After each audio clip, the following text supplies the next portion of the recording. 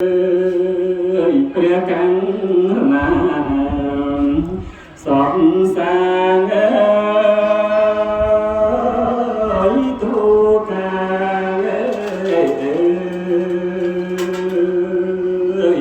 ចប់សាច់ក្តីហាត់ខ្ញុំទាំងគូគងប្រណ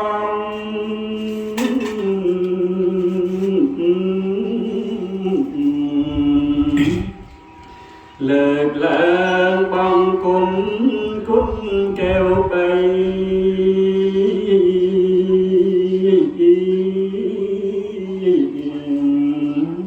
ព្រះពុទ្ធព្រះធម៌ព្រះសង្ឃថ្លៃសូមមាន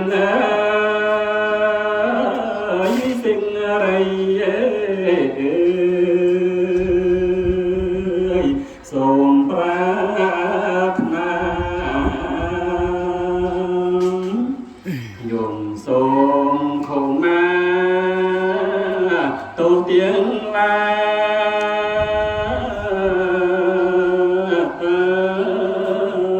យក្រែងខំដោយកាយឬវាចា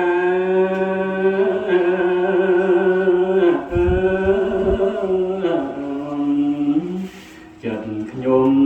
ក្រូនក្រៀមសន្តានណាដូចមានជាថាងសូនក្រោយហងសូមអនុមោទនា